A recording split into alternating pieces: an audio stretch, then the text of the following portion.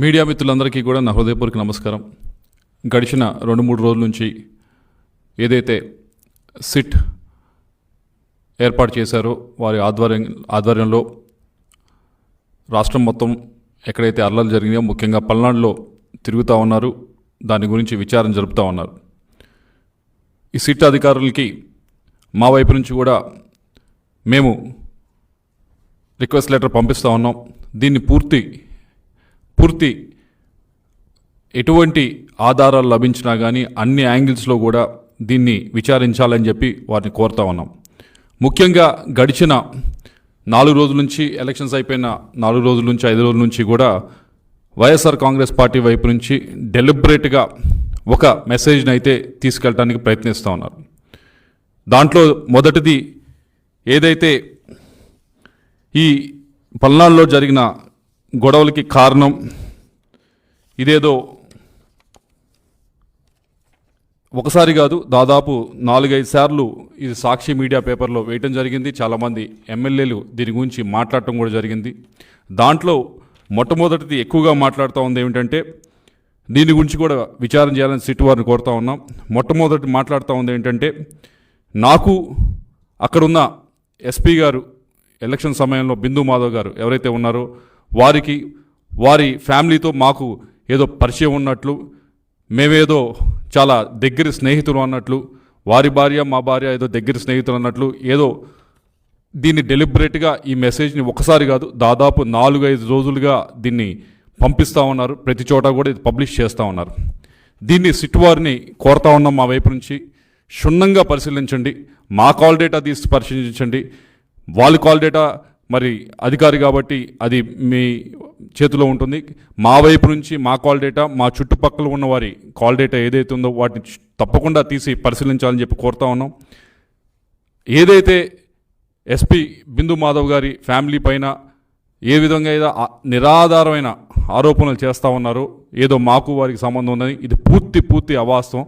వారి ఫ్యామిలీ మా ఫ్యామిలీ ఎప్పుడు కూడా కలిసింది లేదు, మాట్లాడింది లేదు, ఎప్పుడు కూడా ఫోన్లో కూడా మాట్లాడింది లేదు. అసలు ఆ మనిషి అనే వారి ఫ్యామిలీ వైపు నుంచి పరిచయం ఉంది కూడా లేదు. అటువంటిది ఆధారం ఏమి లేకుండా ఈ విధమైన ఆరోపణలు చేస్తూ దీన్ని జనంలోకి తీసుకువెళ్ళడానికి ప్రయత్నించడం అనేది చాలా బాధాకరమైన విషయం. దయచేసి కొద్దో గొప్ప ఏమన్నా నిజంగా ఉంటే మాట్లాడితే కరెక్టే, కానీ ఏమీ లేకుండా ఇలా మాట్లాడటం అనేది, మాట్లాడిన దాన్ని సాక్షి పేపరు, సాక్షి టీవీ ఛానళ్ళు విపరీతంగా పబ్లిష్ చేయటం అనేది ఇది తప్పు. దీని గురించి దయచేసి సిట్ వారిని కోరుతా ఉన్నా. నేను మామూలుగా అయితే ఏదో దీని గురించి తప్పించుకొని చేయొచ్చు, అలా కాకుండా నేనే సిట్ వారిని లెటర్ రాస్తా ఉన్నా. అయ్యా, మా ఫ్యామిలీ వైపు నుంచి కానీ వాళ్ళ ఫ్యామిలీ వైపు నుంచి కానీ ఏమైనా పరిచయం ఉంటే దయచేసి ఇప్పుడు కాదు, ఈ నెల రోజుల నుంచి కాదు, గడిచిన 4-5 సంవత్సరాల నుంచి ఏమైనా పరిచయం ఉన్నా, ఇప్పుడు కలిసినా, ఇప్పుడు నేను ఫోన్లో మాట్లాడినా దయచేసి అది బయట పెట్టాలని చెప్పి కోరుతా ఉన్నాను. ఇంతకంటే ఓపెన్గా ఎవరు కూడా ఛాలెంజ్ చేయలేరు, అంత ఓపెన్గా నేను ఛాలెంజ్ చేస్తూ ఉన్నాను. రెండవది చెప్తా ఉంది ఏమిటంటే ఏదో మాకు ఆ రోజు ఎలక్షన్ రోజు పోలీసుల వైపు నుంచి ఇదిగోండి టీడీపీ చెప్పినట్లు ఆడిందని చెప్పి ఏదో కథనం, పల్నాడులో హింసకు పోలీసులే కారణం అని, అట్టడుగున టీడీపీకి సహకారం అని చెప్పి ఒకరోజు ఇలా వివిధ ఆర్టికల్స్ని పబ్లిష్ చేయడం జరిగింది.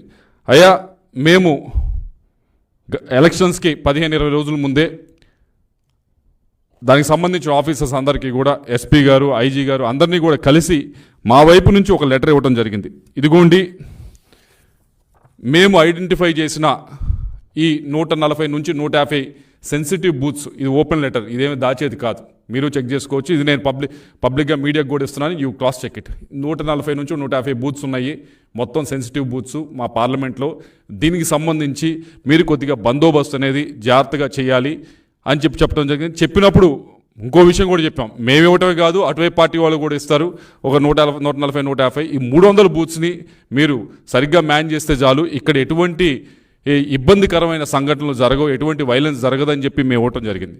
ఆ 140, 150 బూతులకు సంబంధించి ఏ విధంగా బందోబస్తు పెట్టారు, ఏదో ఎటువైపు నుంచి చెప్తా ఉంది ఏంటంటే మాకు సంబంధించిన మాకు ఫేవరబుల్గా ఉన్న బూత్స్లో ఏమైనా తక్కువ పెట్టారు, వాళ్ళకి ఫేవరబుల్గా ఉన్న బూత్స్లో ఏమైనా విపరీతంగా పెట్టారని చెప్పి మరొక ఆధారం లేని ఆరోపణలు చేస్తూ ఉన్నాను. దానికి సంబంధించి కూడా ఏదైతే మేము మా బూత్ ఏజెంట్స్ అడగడం జరిగింది, అయ్యా మీరు బూత్లో కూర్చున్నారు, ఈ బూత్లో కూర్చున్నప్పుడు మనకి కొద్దిగా ఇబ్బందికరంగా మనకి అన్ఫేవరబుల్గా ఉన్న బూత్స్ లిస్ట్ ఏదైతే మనము ఇక్కడ సెన్సిటివ్ బూత్స్ అని మనం ఐడెంటిఫై చేసామో ఆ బూత్స్లో ఉన్న సెక్యూరిటీని ఒకసారి మీరు లిస్ట్ ఇవ్వండి అని చెప్పి వాళ్ళు అడగడం జరిగింది. ఎంతమంది ఉన్నారు, ఎంతమంది పోలీసులు ఉన్నారు, ఎంతమంది సిఆర్పిఎఫ్ ఉన్నారని చెప్పి మీరు కావాలంటే చెక్ చేసుకోవచ్చు. ఇది కూడా పబ్లిక్గా నేను పెడతా ఉన్నా. అంటే మా బూత్లో ఏజెంట్స్ కాబట్టి ఇచ్చింది ఒక 5-10% కొద్దిగా అటు ఇటు డిస్క్రిపెన్సీ ఉండొచ్చు. కానీ దాదాపుగా ఇది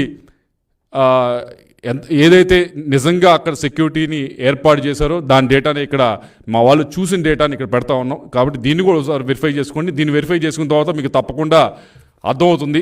ఎందుకంటే దీంట్లో కూడా మేము ఇక్కడ పెదకూరపాటు చూసారంటే దాదాపుగా 20 బూత్లు ఇస్తే దీంట్లో దాదాపు 17 బూతుల్లో ఒక కానిస్టేబుల్నే మేము సెన్సిటివ్ బూత్స్ అని ఐడెంటిఫై చేసిన దాంట్లో 20 బూతుల్లో 17 బూతుల్లో ఒక కానిస్టేబుల్ మాత్రమే పెట్టడం జరిగింది. ఇలా ప్రతి నియోజకవర్గాన్ని ఇచ్చాం. నర్సరావుపేట ఇచ్చాము, అలాగే సత్తెనపల్లి ఇచ్చాం, మాచర్లు ఇచ్చాము. అన్ని బూతులు కూడా ఇది కూడా ఏదో సీక్రెట్గా ఉంచేది కాదు, ఇది కూడా ఓపెన్గానే మేము పెడతా ఉన్నాం.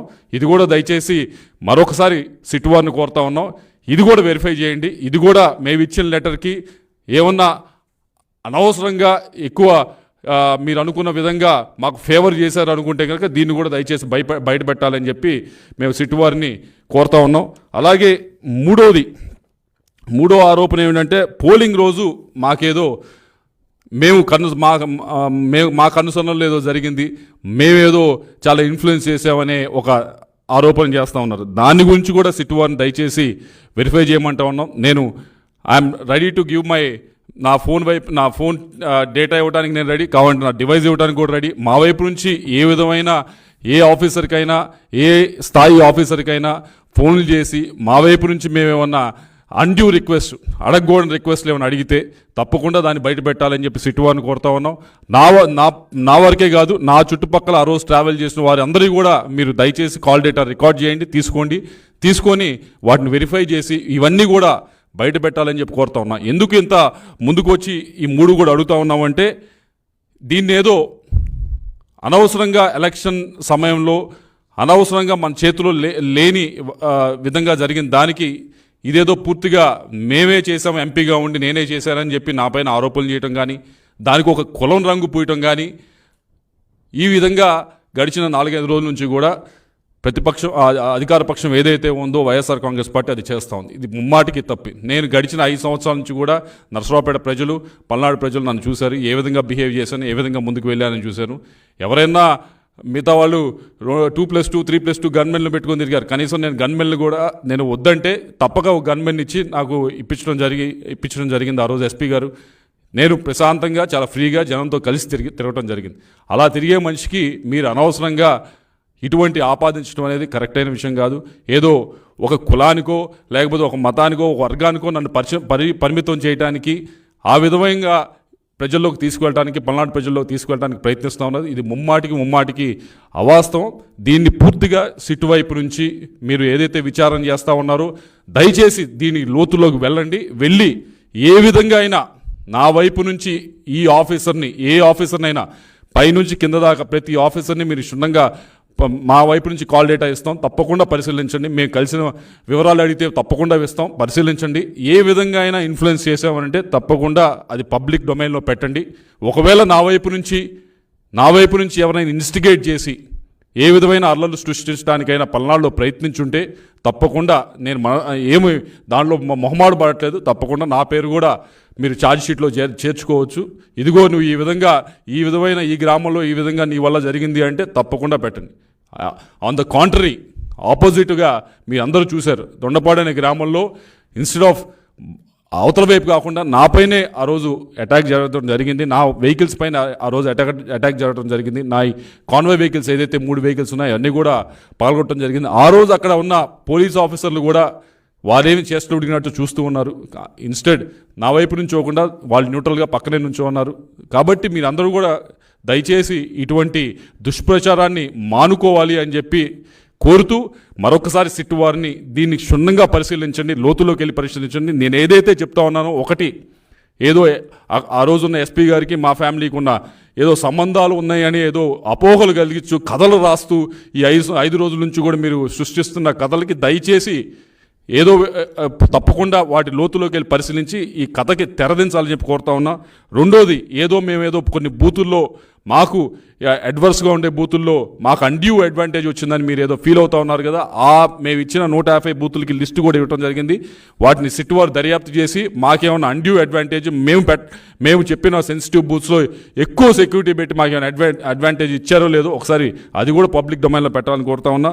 అలాగే పోలింగ్ రోజు ఏదో మాకు అన్డ్యూ అడ్వాంటేజ్, ఆ రోజు కూడా ఏదో మేము చెప్తేనే అధికారులు అటు కదిలారు ఇటు కదిలారని చెప్తా ఉన్నారు. కాబట్టి దయచేసి మా కాల్ డేటాను తీసుకొని, మాదే కాదు మా చుట్టుపక్కల ఉన్న ఆ రోజు మాతో కారులో ప్రయాణిస్తున్నా, మా వెనకమాల కారులో ప్రయాణిస్తున్నా ఎవరినైనా కాల్ డేటా తీసుకొని, ఎవరినైనా ఏ అధికారినైనా ఎస్ఐ నుంచి పైదా ఐజీ దాకా ఎవరినైనా మేము ప్రలోభాలకు గురి చేస్తే, మేము ఎవరినైనా పుష్ చేస్తే, ఎవరినైనా ఇబ్బంది పెడితే తప్పకుండా వాటిని కూడా పబ్లిక్ డొమైన్లో పెట్టాలని చెప్పి కోరుతూ, సిట్ వారిని ఈ ఏదైతే ఇన్వెస్టిగేషన్ చేస్తూ ఉన్నారో వాటిని లోతులోకి వెళ్ళి పరిశీలించి వీటన్నిటిని కూడా పబ్లిక్ డొమైన్కి తీసుకురావాలని కోరుతూ, మరొకసారి మీరందరూ పల్నాడు ప్రజలందరూ కూడా గడిచిన 5 సంవత్సరాల నుంచి నన్ను చూశారు, నన్ను ఆదరించారు.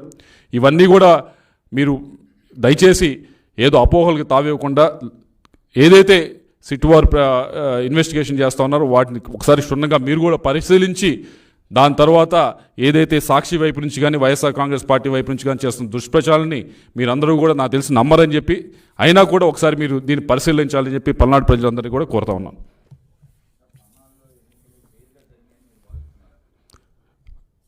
పల్నాడులో తప్పకుండా ఈసారి ఎన్నికలు అనేది నేను చేసిందో ఎంపీగానో లేకపోతే అటువే ఎమ్మెల్యేలు చేసిందో ఇది కాదు. ఈసారి పల్నాడులో ఈసారి ఎన్నికలు చేసింది పల్నాడు ప్రజలే చేశారు.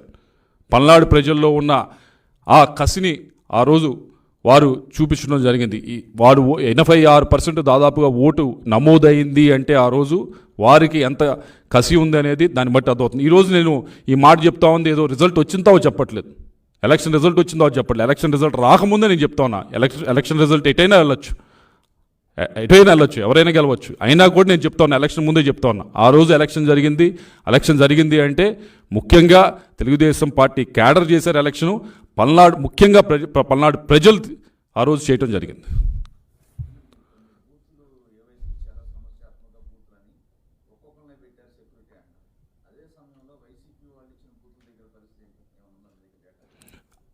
వాళ్ళు ఏం బూతులు ఇచ్చారో నాకు తెలియదు, ఆ లిస్ట్ ఏమి ఇచ్చారో, వారి సమస్యాత్మకమైన బూతులు ఏమి చెప్పారో నాకైతే తెలీదు.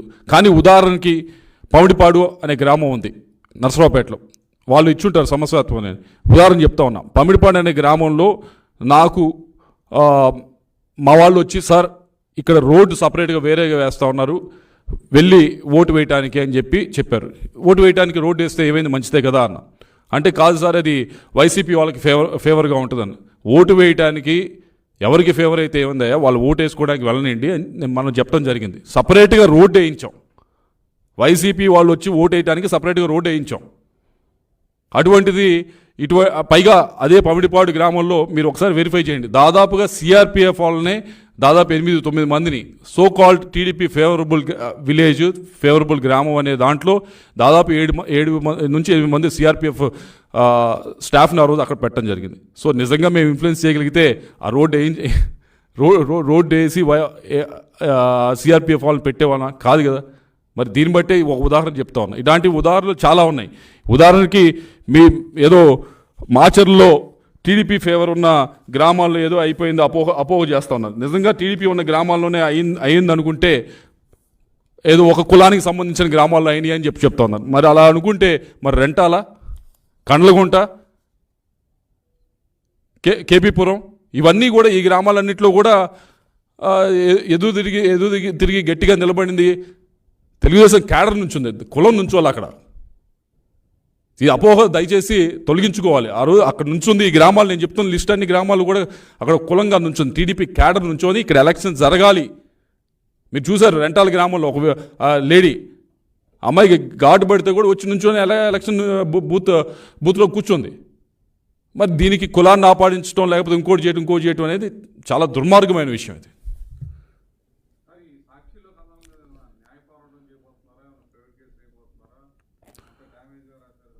నేను ముందుగా ఇద్దరికి కూడా ఎలక్షన్ కమిషన్కి దీని మీద రిప్రజెంటేషన్ ఇవ్వబోతా ఉన్నాం. అలాగే ఎవరైతే సిట్ వేశారో వాటికి బ్రిజ్లాల్ అనుకుంటా, ఆయనకు కూడా మేము రిప్రజెంటేషన్ చేయబోతా ఉన్నాం. ముందుగా మీరు దయచేసి దీంట్లోకి క్షుణ్ణంగా వెళ్ళి ఇంత డ్యామేజ్డ్గా మా పైన ఇలా రోజు కూడా వ్యక్తిగత హననం చేయడానికి ప్రయత్నిస్తూ ఉన్నారు. ఒక్క కులాన్ని ఆపాదించో లేకపోతే ఆఫీసర్స్ ఇన్ఫ్లుయెన్స్ చేసామని చెప్పో ఇలా ఈ విధంగా రాస్తూ ఉన్నారు.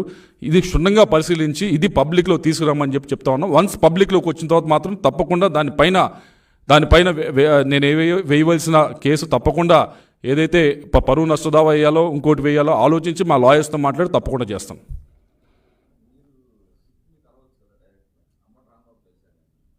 అది నేను కలిసేది ఉంది, ఈరోజు కలిసేది ఉంది. ముందు ఏదైతే ఈరోజు ఇక్కడ ఇది అయిన తర్వాత ఎలక్షన్ కమిషన్ కలిసేది ఉంది, దాని తర్వాత సిట్ని కలిసేది ఉంది. వారికి కూడా ఇది పెట్టి దీన్ని లోతులోకి వెళ్ళమని చెప్పి కోరతం జరుగుతూ ఉంది. నిన్న అంబటి రాంబాబు గారు కలిసి ఆయన కూడా ఆయన రిప్రజెంటేషన్ ఆయన ఇచ్చారు. మా వైపు నుంచి కూడా మేము రిప్రజెంటేషన్ ఇవ్వడానికి రెడీగా ఉన్నాం. ఈరోజు ఇచ్చేది ఉంది.